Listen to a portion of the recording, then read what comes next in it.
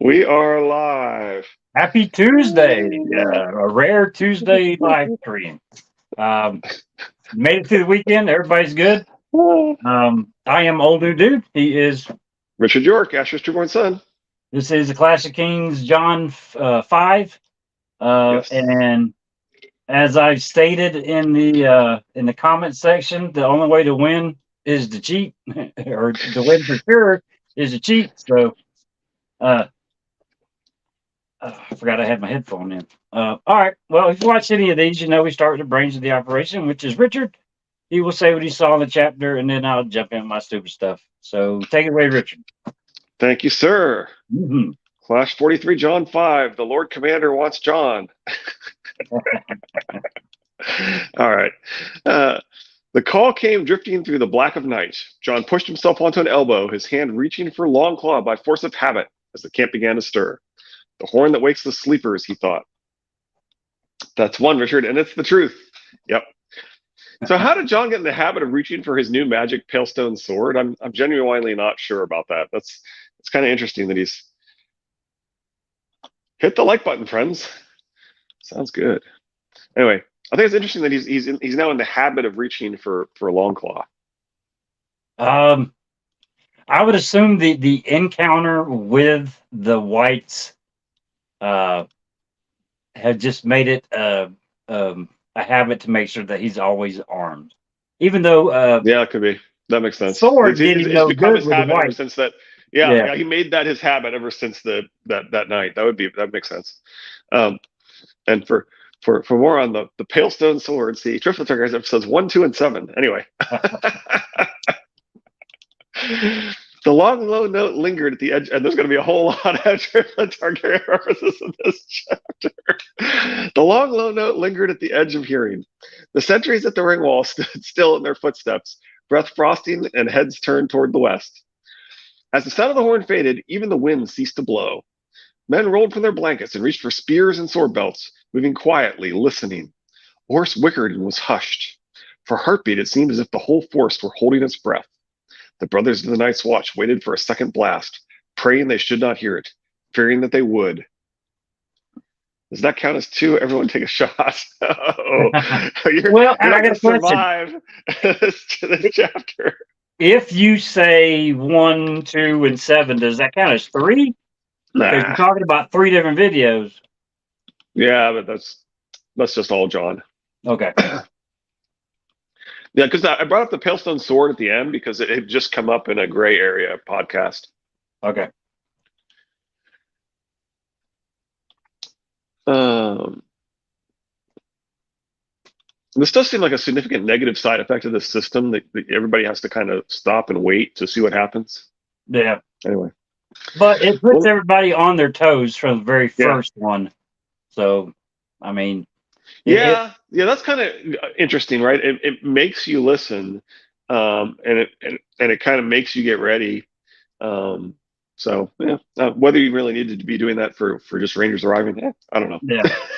Anyway, when the silence had stretched unbearably long, and the men knew at last that the horn would not wind again, they grinned at one another sheepishly, as if to deny that they had been anxious. Jon Snow fed a few sticks to the fire, buckled on his sword belt, pulled on his boots, shook the dirt and dew from the cloak, and fastened it around his shoulders. The flames blazed up beside him, welcome heat beating against his face as he dressed. He could hear the Lord Commander moving inside the tent. After a moment, Mormont lifted the flap. One blast? On his shoulder, his raven sat floofed in silence, looking miserable. And I suppose if you were an R plus L equals J person, you'd probably think this whole that the fire warms him was a big deal. But honestly, I think everybody who's up north in the cold is going to feel that way. So anyway, Yeah. one, my lord, John agreed. Brothers returning. Mormont moved to the fire, the half hand, and past time. He had grown more restive every day they waited, much longer, and he would have been fit to whelp cubs. See that there's hot food for the men and fodder for the horses. I will see Corin at once. Boo! No, I'm saying we're kind of dismissing it anyway. One of the problems with me copying the text with the Android is that sometimes it misses lines. I think I missed a line there, but anyway. Yeah. I tried to catch them all, but I think I missed that one. I'll bring them, my lord. The men from the Shadow Tower had been expected days ago. When they had not appeared, the brothers had begun to wonder. John had heard gloomy mutterings around the cook fire, and not just from Dolorous Ed. Sir Auden Withers was for retreating to Castle Black as soon as possible. Sir Malador Locke would strike for the Shadow Tower, hoping to pick up Corn's trail and learn what had befallen him. And Thorin Smallwood wanted to push on into the mountains. Mance Rayder knows he must battle the Watch, Thorin had declared, but he will never look for us so far north. If we ride up the Milkwater, we can take him unawares and cut his host to ribbons before he knows we are on him. The numbers would be greatly against us, Sir Auden had objected. Craster said he was gathering a great host, many thousands. Without Corn, we are only 200. Send 200 wolves against 10,000 sheep, sir, and see what happens, said Smallwood confidently. I am not a fan of Smallwood from our previous Craster discussions. Anyway. Yeah. There are goats among these sheep, Thorin, warned Jarman Buckwell. Aye, and maybe a few lions. Rattleshirt, Harmer the Dog's Head, Alfin Crowkiller. I know them as well as you do, Buckwell, Thorin Smallwood snapped back. And I mean to have their heads, every one. These are wildlings, no soldiers, a few hundred heroes, drunk most like, amidst a great horde of women, children, and thralls. We will sweep over them and send them howling back to their hovels. There's some strange mixed metaphors here. We have wildlings called lions, but they are howling like wolves. And maybe it's nothing, but it sounds somewhat Lannister and Starkish. Yeah. There's also this whole everyone thing, which, that kind of reminds me of Triple Targaryens episode 6, which is the one we're going to be talking about. Anyway, they had argued for many hours and reached no agreement. The old bear was too stubborn to retreat, but neither would he rush headlong up the Milkwater, seeking battle. In the end, nothing had been decided but to wait a few more days for the men from the Shadow Tower and talk again if they did not appear. And now they had, which meant that the decision could be delayed no longer. Jon was glad of that much, at least. If they must battle Mance Rayder, let it be soon. He found Dolorous Ed at the fire, complaining about how difficult it was for him to sleep when people insisted on blowing horns in the woods. Jon gave him something new to complain about. Together, they woke Hake, who received the Lord Commander's orders with a stream of curses, but got up all the same and soon had a dozen brothers cutting roots for a soup. Sam came puffing up as Jon crossed the camp. Under the black hood, his face was pale and round as the moon. Has your uncle come back? And at this point, LML would say something about Sam always representing the moon and so forth. But anyway. Yeah. It's only the men from the Shadow Tower. It was growing harder to cling to the hope of Benjen Stark's safe return. The cloak he had found beneath the fist could well have belonged to his uncle or one of his men. Even the old bear admitted as much, though why they would have buried it there wrapped around the cache of dragonglass, no one could say. Sam, I have to go. Do you have any thoughts on the cloak since it's come up again? I mean, we've discussed it before. Yeah, we've discussed it before, but I mean, it's not a typical Night's Watch cloak. The most of the men get whatever clothes they have. That when they get there, they get dyed black. Then they give the surplus of black clothes to finish out their garments. The cloak seems to be of a better make than what the typical Night's Watch brother would have. Yeah, it's probably Benjen's cloak, whether or not Benjen's the one that put it there. Yeah. At the ring wall, he found the guards sliding spikes from the half-frozen earth to make an opening. It was not long until the first of the brothers from the Shadow Tower began wending their way up the slope. All in leather and fur they were, with here and there a bit of steel or bronze. Heavy beards covered hard, lean faces and made them look as shaggy as their garrons. Jon was surprised to see some of them were riding two to a horse. When he looked more closely, it was plain that many of them were wounded. There has been trouble on the way. Jon knew Corran Halfhand the instant he saw him, though they had never met. The big ranger was half a legend in the Watch, a man of slow words and swift action, tall and straight as a spear, long, unlike his men, he was clean-shaven. Mance and Corran have shrewd eyes and are clean-shaven. For more on shrewd eyes, see Triple Targaryens episode 6. But you've commented before that the clean-shaven to you kind of implies the discipline of the Kingsguard, I think. Right. I mean, Aerys's Kingsguard was clean-shaven to begin with. We will have several references to the bearded men of the Shadow Tower. We Mhm. get one here. We'll get a couple more. I don't know if it's in this chapter or in the next couple, but they always refer to them as the bearded men of the Shadow Tower.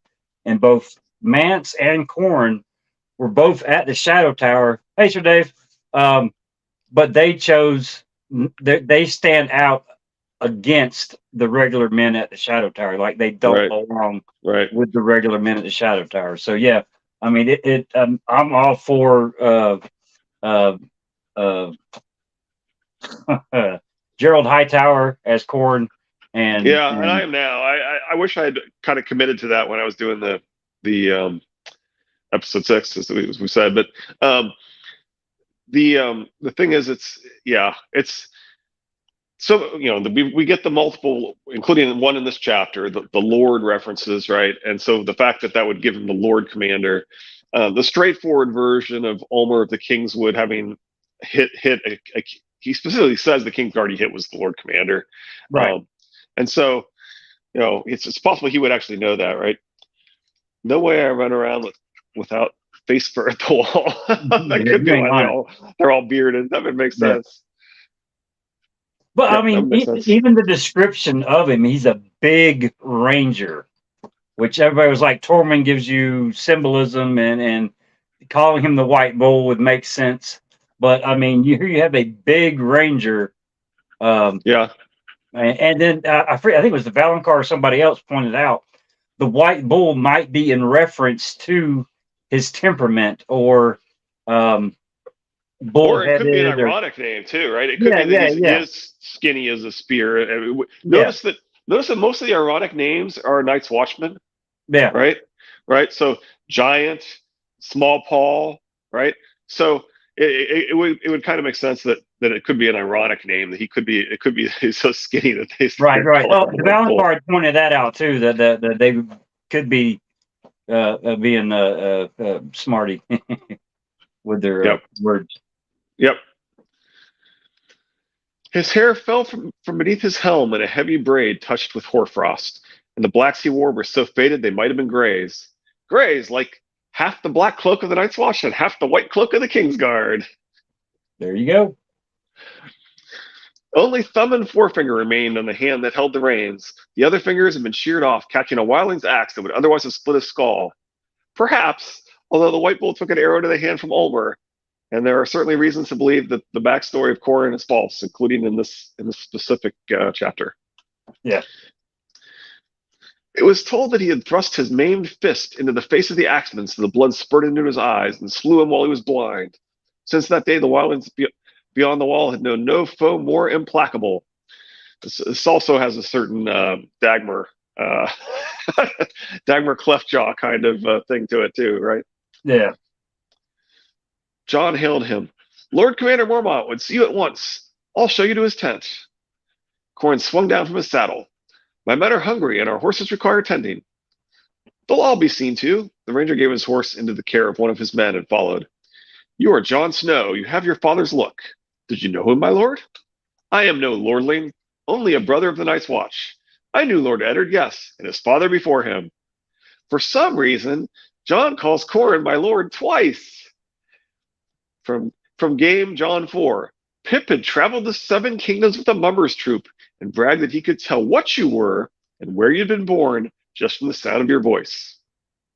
I believe we are being told this gray man with the gray eyes is living a second life. Yes, sir. I mean, it screams Dunk and the Fiddler without a doubt.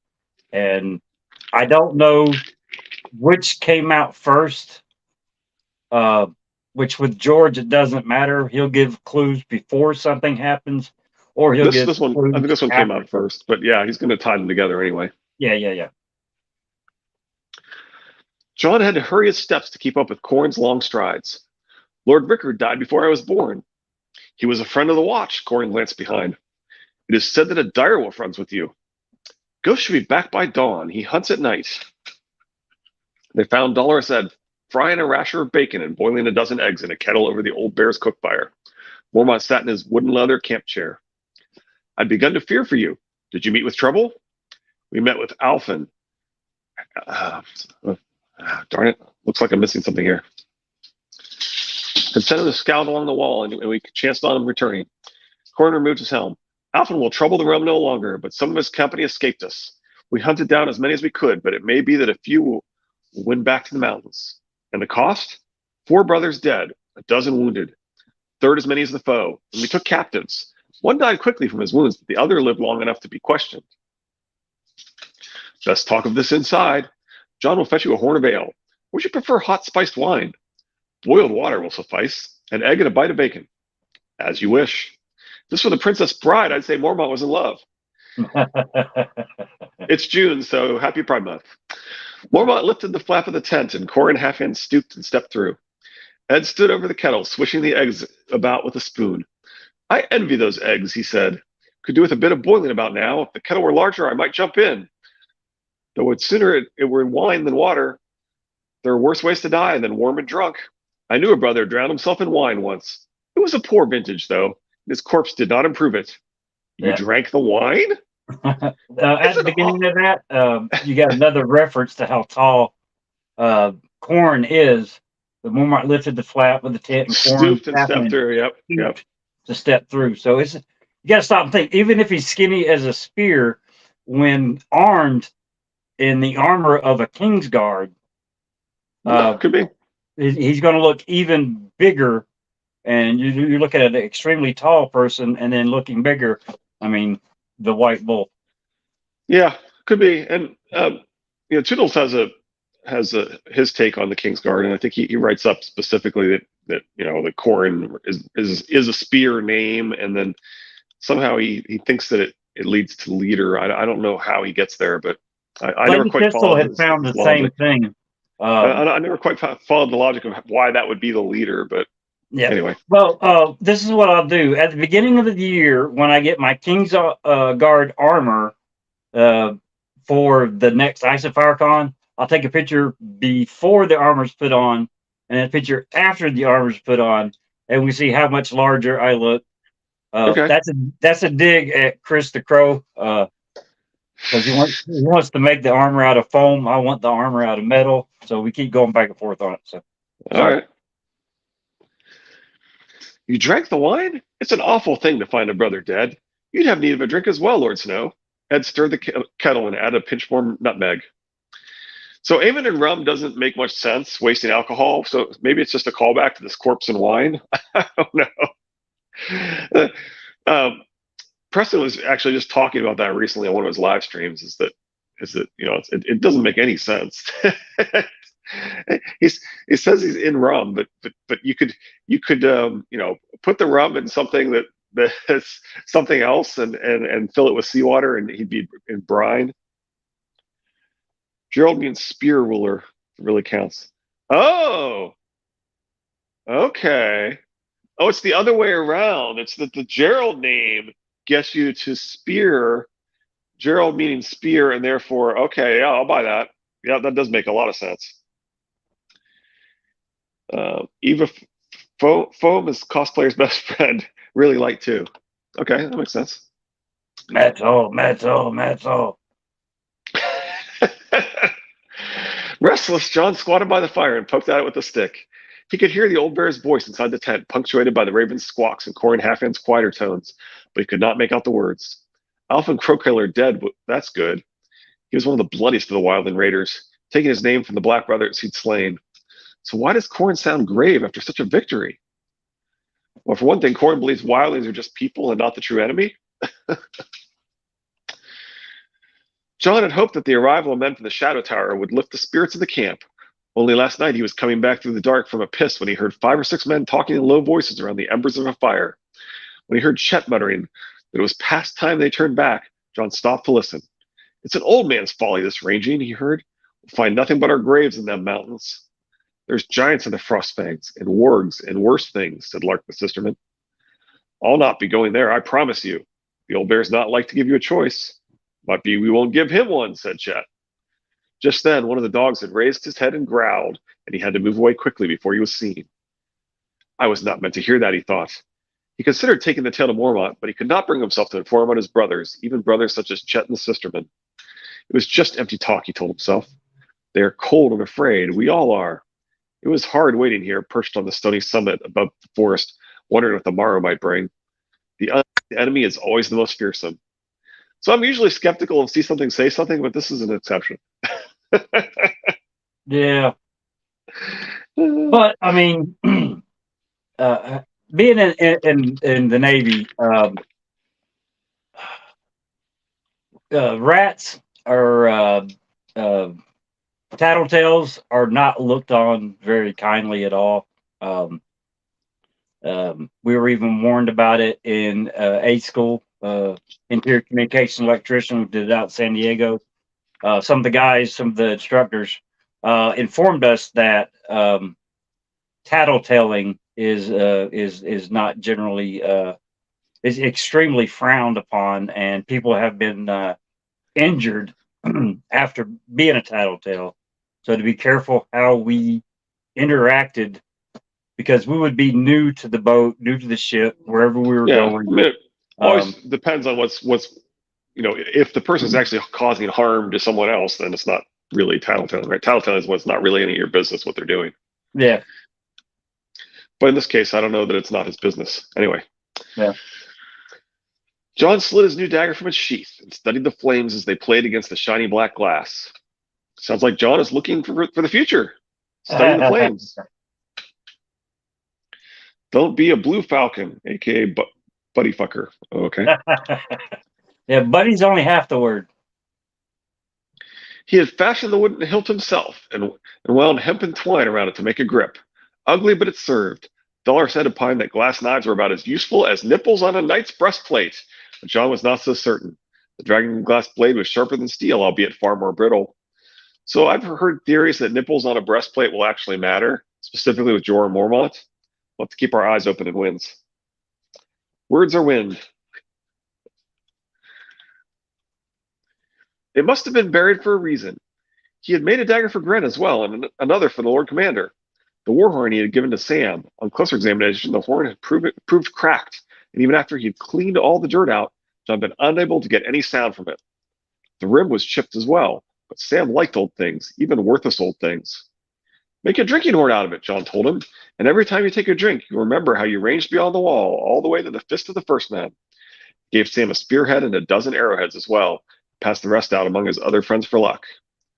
So John tried to blow the horn, so there must be more to it than just trying to blow it. Well, it might be the proximity to a certain area when you blow it. You know what I mean?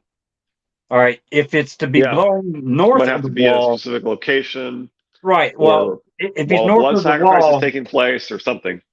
well, I mean, you have the wall, and the theory is the wall. It doesn't just stop the undead; it stops all magic or magic. Period. So if the horn is magic, and what it needs to awaken is south of the wall, then the wall itself would have stopped the sound or the lack of sound, the magical sound that the horn makes, so the sleepers wouldn't awake. Something like that. What if it worked and he just doesn't know it? Oh, that's nice. It's got crutches in the horn and didn't blow. Anyway, yeah, it's an interesting question. Like, what did it accomplish? Did it awaken John's gifts or something? Yep, like a dog whistle seeming broken to someone who doesn't know what it is. Yep, I like that. Well, I mean, they blow it, and then later they get attacked by the undead. Yeah, maybe it's some of them. The old bear had seemed pleased by the dagger, but he preferred a steel knife at his belt, John had noticed. Mormont could offer no answers as to who might have buried the cloak or what it might mean. Perhaps Corin will know. The half-hand had ventured deeper into the wild than any other living man. You want to serve, or shall I? John sheathed the dagger. I'll do it. He wanted to hear what they were saying. Ed cut 3 thick slices off a stale round of oat bread, stacked them on a wooden platter, covered them with bacon and bacon drippings, and filled a bowl with hard-cooked eggs. John took the bowl in one hand and the platter in the other and backed into the Lord Commander's tent. Corin was seated cross-legged on the floor, his spine as straight as a spear. Candlelight flickered against the hard, flat planes of his cheeks as he spoke. Rattleshirt, the weeping man, and every other chief, great and small, he was saying. They have wargs as well, and mammoths, and more strength than we would have dreamed, or so he claimed. I will not swear as to the truth of it. Edmund believes the man was telling his tales to make his life last a little longer. True or false, the wall must be warned, the old bear said as John placed the platter between them. And the king. Which king? All of them. True and the false alike. If they would claim the realm, let them defend it. I have to wonder which one he thinks is the true king, but anyway. Yeah. The half-hand helped himself to an egg and cracked it on the edge of the bowl. These kings will do what they will, he said, peeling away the shell. Likely it will be little enough. The best hope is Winterfell. Starks must rally the north. Yes, to be sure. The bear unrolled a map, frowned at it, tossed it aside, opened another. He was pointing where the hammer would fall. John could see it. The watch had once manned 17 castles along the 100 leagues of the wall. They had been abandoned one by one as the Brotherhood dwindled. That's interesting. I thought somebody said that there were 19. I thought it was 19 too. Huh.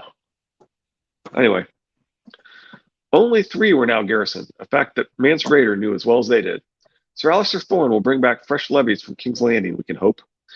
If we man Greyguard from the Shadow Tower and the Long Barrow from Eastwatch, Greyguard is largely collapsed. Stone Door would serve better. The men could be found. Icemark and Deep Lake as well, mayhaps, with daily patrols along the battlements between. Icemark and Deep Lake sound like hints at Cantus's most famous theory, typically called the Night Lamp. Where'd you go? Looking to see how many castles there are. Yeah. Okay. Yeah, it really is weird because I could have sworn there were 19. Of course, Anyway, I don't have the book. I can continue. All right. Patrols, aye, twice a day if we can. Man down. The wall itself is a formidable obstacle. Undefended, it cannot stop them, yet it will delay them. The larger the host, the longer they'll require. From the emptiness they've left behind, they must mean to bring their women with them. They're young as well, and beasts. Have you ever seen a goat climb a ladder? A rope? They will need to build a stair or a great ramp. It will take a moon's turn at the least, perhaps longer. Best chance is to pass through a gate or a breach. Mormont's head came up sharply. What? They did not plan to burrow beneath it, my lord. They plan to break it. The wall is 700 feet high and so thick at the base, it would take 100 men a year to cut through it with picks and axes.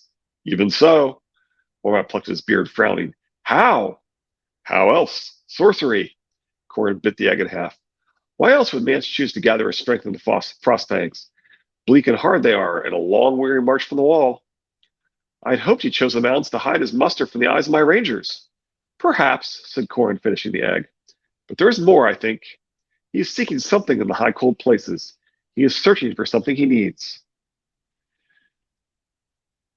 Now Chris sits down wearing dude's hat and acts like nothing is different. There's 17. There are 17? Yeah. Huh. Okay. I need to look up whether that was the number that I researched earlier, because I was thinking I researched 19. So my research may have been flawed. Anyway. Something? Mormont's raven lifted its head and screamed. The sound was sharp as a knife in the closest of the tent. Some power. What it is, our captive could not say. He was questioned perhaps too sharply and died with much unsaid. I doubt he knew in any case. John could hear the wind outside. It made a high, thin sound as it shivered through the stones of the ring wall and tugged at the tent ropes. Mormont rubbed his mouth thoughtfully. Some power, he repeated. I must know. Then you must send scouts into the mountains. I'm loath to risk more men. We can only die. Why else do we don these black cloaks but to die in defense of the realm? I would send 15 men in 3 parties of 5. 1 to probe the Milkwater, 1 the Skirling Pass, 1 to climb the Giant Stair. Jarman Buckwell, Thorne Smallwood, and myself to command, to learn what waits in those mountains. Waits, the raven cried. Waits! Lord Commander Mormont sighed deep in his chest. I see no other choice, he conceded. But if you do not return, someone will come down out of the Frostfangs, my lord, the ranger said. If us, all well and good. If not, it will be Mance Rayder, and you sit square in his path. He cannot march south and leave you behind to follow and harry his rear. He must attack. This is a strong place. Not that strong, said Mormont. Belike we shall all die then. Our dying will buy time for our brothers on the wall. Time to garrison the empty castles and free shut the gates. Time to summon lords and kings to their aid. Time to hone their axes and repair their catapults. Our lives will be coined well spent. So I like the fact that Black was always my color. Anyway, um, so he actually says they should free shut the gates, and Jon will Right. refuse to do that. Pod says, "Yowza, die!" The Raven muttered, pacing along Mormont's shoulders. "Die, die, die, die!" Wait, die, die, die, die, die. Yeah, it's 5 that time. The old bear sat slumped and silent, as if the burden of speech had grown too heavy for him to bear. But at last he said, "May I'm the gonna gods disappear forgive again. me. Choose your men." What's that? I gotta disappear. I gotta tell the wife something. Okay. Corin Halfhand turned his head. His eyes met Jon's and held them for a long moment. "Very well. I choose Jon Snow." Mormont blinked. "He's hardly more than a boy, and my steward besides, not even a ranger." "Paulette can care for you as well, my lord." Corin lifted his maimed two-fingered hand. "The old gods are still strong beyond the wall, the gods of the first men, and the Starks." Mormont looked at Jon. "What is your will in this?" "To go," he said at once. So the way he says that at once sounds like it could be Hidden Fingers, but mostly I think it's just that Jon is really anxious for glory. The old man smiled sadly. "I thought it might be." Dawn had broken when Jon stepped from the tent beside Corin Halfhand. So with all the broken sword symbolism and Jon's secret parentage, dawn had broken could be some interesting foreshadowing. Yeah. The wind swirled around them, stirring their black cloaks and sending a scatter of red cinders flying from the fire. "We ride at noon," the ranger told him. "Best find that wolf of yours." "Yep, Jon is definitely going to need a ghost." Up next, Clash 44, Tyrion 10. Tyrion arranges the kidnapping. We learn more of Tysha and Dorcas, and the twisted little monkey demon laughs. Yep.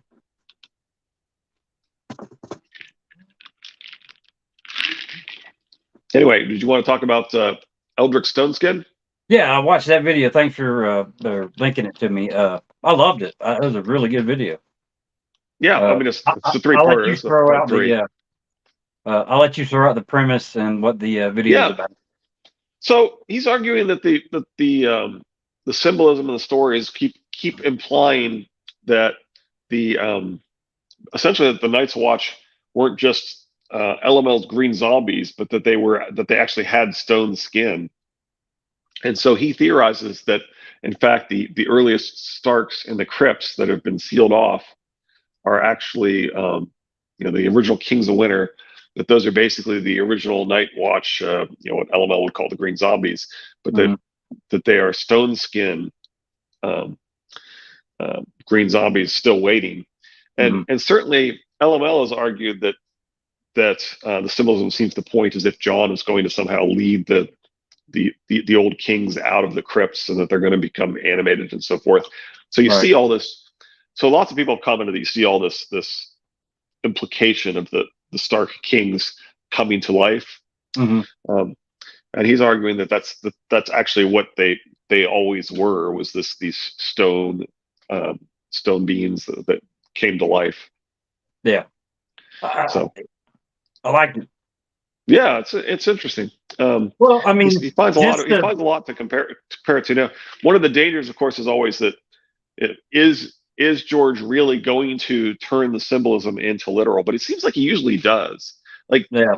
like the Stargs are wolves. Well, they kind of are wolves, and Jon will literally be his wolf, right? Yeah. Um, we they have he has let's think of the faceless man, right? Like Yeah. like there seems to be a literal faceless man who looks nothing like who looks the exact opposite of Balon Greyjoy that washes up, right? Right. So this literal faceless man who's basically a fat bloated corpse, and he's a skinny guy. I love this theory, but Ned will be missing the last battle, or if he's not even missing it. Well, I mean, Anyway, well, he ties them to the Weirwoods. We know over time Weirwood turns to stone. He ties in the grayscale. He ties yeah, in that Shireen will be burned possibly to resurrect Jon, and that will be how Jon contracts grayscale. And then the making of the statues in the crypts might be a a continuation of their way of portraying the kings of winter, because the ones after that aren't made of stone, but they're trying to continue the tradition of Right, having a right. So it's a stone king. logical continuation of Right. that, right? And then Right, the and you do kind of see something resembling that with each of the sections of prior leadership. So what I mean by that is the continent was sort of originally led by the children of the forest, and if you read the wind sample chapters, there's a section there where there's what appear to be um, stone columns that resemble weirwoods right, underneath the caves that Arion finds, and so that could be essentially God's turn to stone of the people that used to rule. Right right, underneath King's Landing, you have the bones of the dragons, which were named after the gods of the Targaryens. right, Right, and then um, underneath the crypts of Winterfell, you have potentially Stone Kings, right?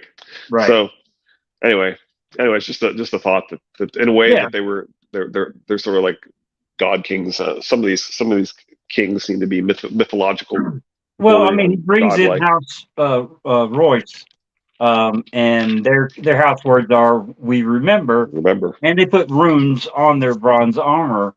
Um, the theory is that the runes themselves, uh, the way I understood it, was the runes protect the wearer if they're done on the skin from the worst part of grayscale. Does that make sense? The going insane and all well, that stuff. could be. Um, Could be. I do wonder if House Royce actually knows what the runes mean, and that's part of the point of them always remembering, and that maybe it's giving them all sorts of guidance in all these runes, right?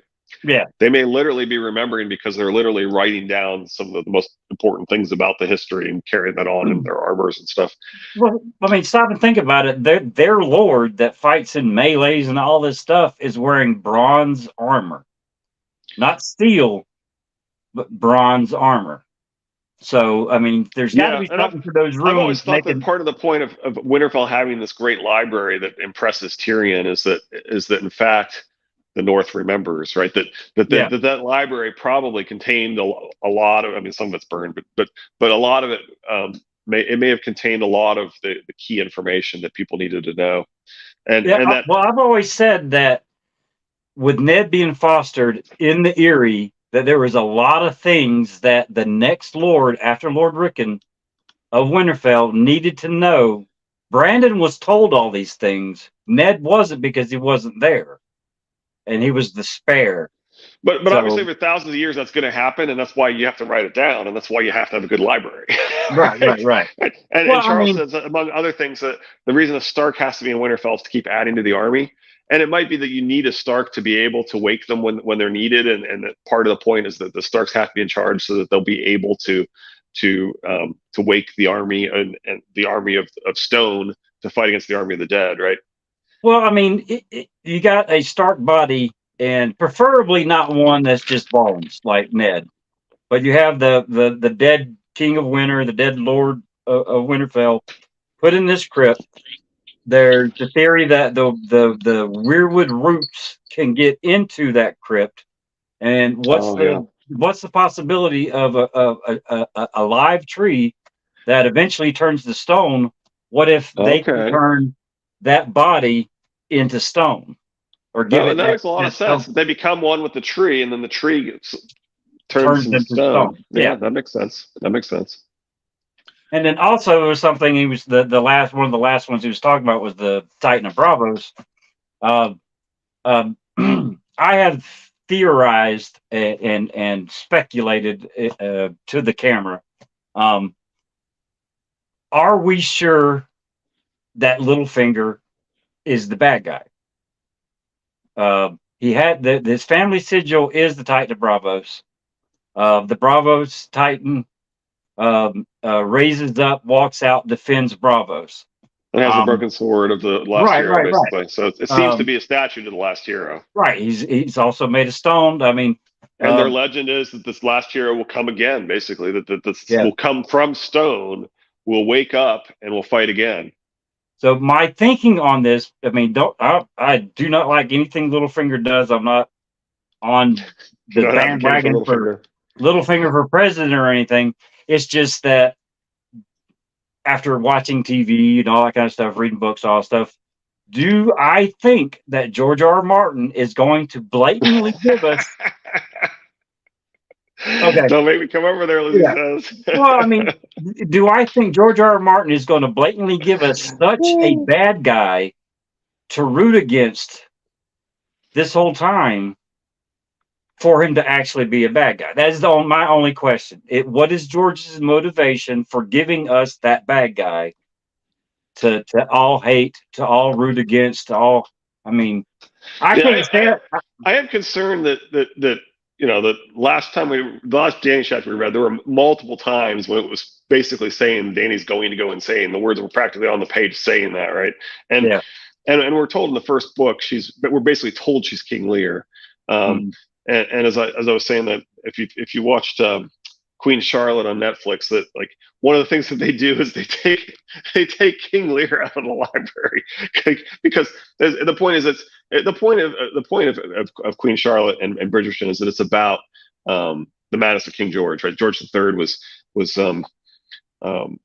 had some mental issues, and he was actually the longest reigning king in English history, but he had some mental issues, and so they specifically, it's like the one book they confiscate as King Lear. Um, so we can survive the whole thing, and we can hate every second of facing the fact that bad guys don't always get their comeuppance. LOL, Littlefinger not being bad in the end could be the one thing that the psychology breaks. So Well, I anyway, mean, yeah, it bothers me that we've got the Order of the Green Hand and LML both claim that they went through the books carefully and they couldn't find any evidence. And I'm like, we had like two quotes that practically scream in the last Danny chapter, Danny's going insane. And I pointed them out when we saw them and said, that says Danny's going insane. This one also says Danny's going insane. And they're like, oh, there's no evidence. I'm like, she specifically gives us King Lear and then Hamlet and then Othello, and it's like he's picked the specific biggest clues from Shakespeare he could give us that say that Danny's going crazy, yeah, and then we see these specific quotes as we're reading through the books that say Danny's going crazy, Danny's going crazy, and I'm like, how do you put out a video saying there's no evidence for this? I don't get that. right. And then I'm not saying it's like definitive, and there's like George likes to leave his options open, and he could totally change his mind. We keep saying this, right? Right. I'm just saying they're there, and don't put out a video saying they're not there because they're clearly there. Just because you don't want to see it, don't mean it didn't happen. Yeah. I've had at one point, LML on Twitter tweeted out that he'd gone carefully through the books, and there's no evidence that Danny's a skin changer or a Stark or something. I'm like wolf symbolism, as if they shared a single mind, right? I'm like, what? From her first ride, I mean, it's all there. Well, I mean, Yeah. let me get back to Littlefinger before Lizzie reaches through the damn phone and chokes me. All right. Littlefinger is a bad guy and will always be a bad guy. I strongly believe of Hidden Fingers moving the characters in the story. Now, to get Littlefinger to make certain moves, they dangle the bad carrot in front of him. But if you stop and think about it, he's currently protecting a Stark daughter and has at his disposal an unbled army. He has an army that hasn't had any losses whatsoever. Right. The things that he's doing are arguably setting things up. Right. And in fact, I mean, the whole point of the whole benefit of capitalism is supposed to be, he says, there. I hear there because I need comfort after hearing this shit. Anyway, I mean, the whole point of capitalism is that you're supposed to avoid shortages because people will will anticipate those shortages and jack up prices to hold things in reserve, right? And Right. Littlefinger's totally doing that, right? He's totally saying, no, humanity's going to need this more later. Let's stockpile it, right?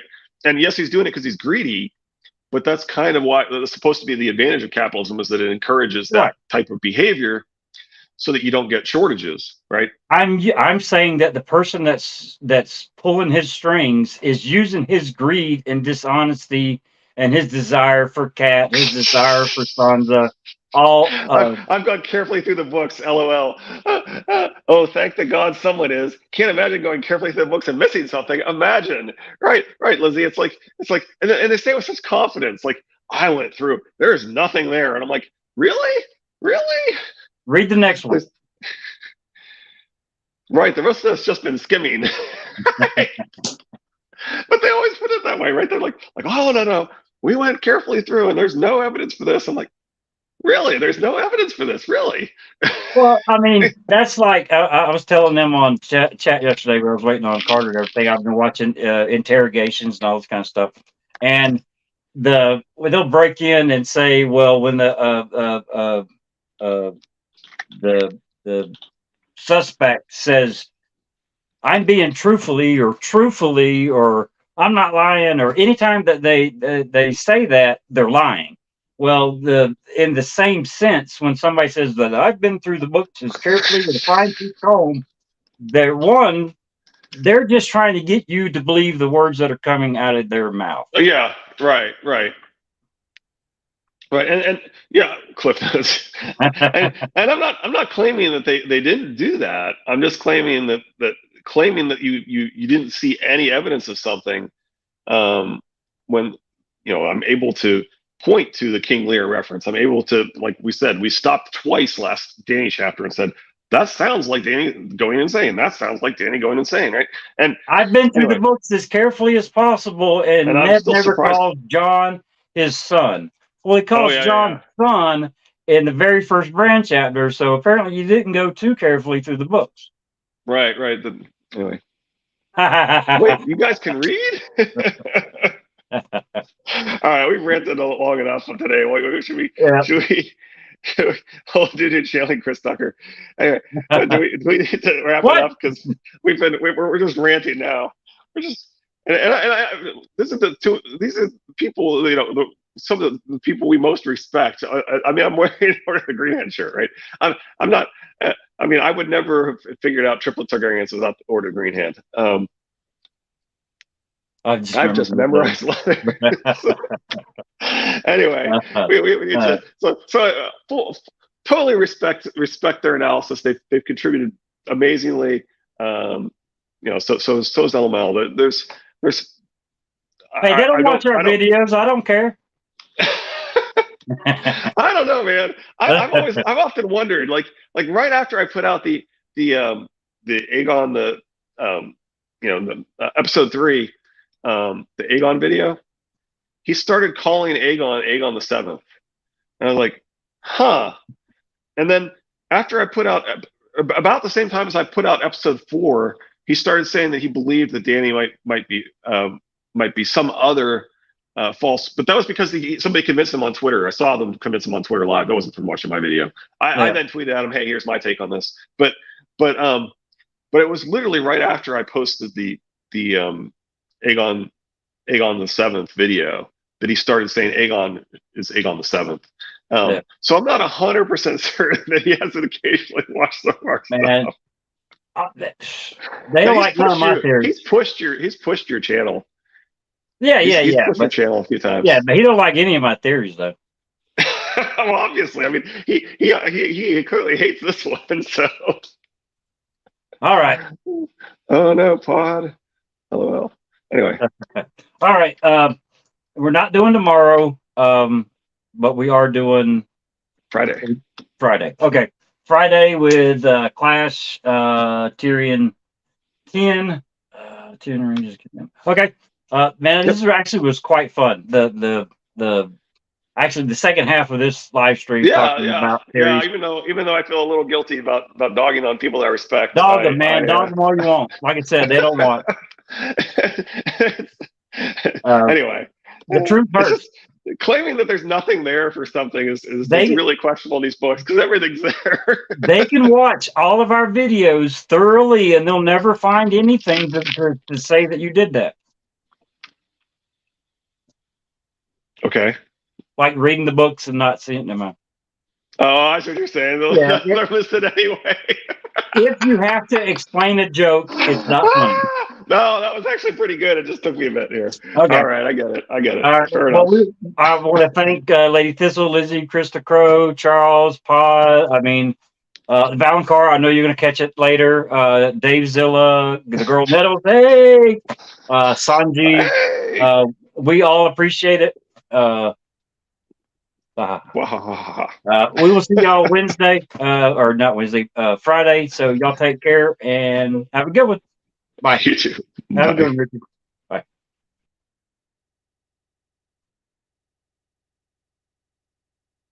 I'm gonna do like one last one for good measure. Yeah, there you go.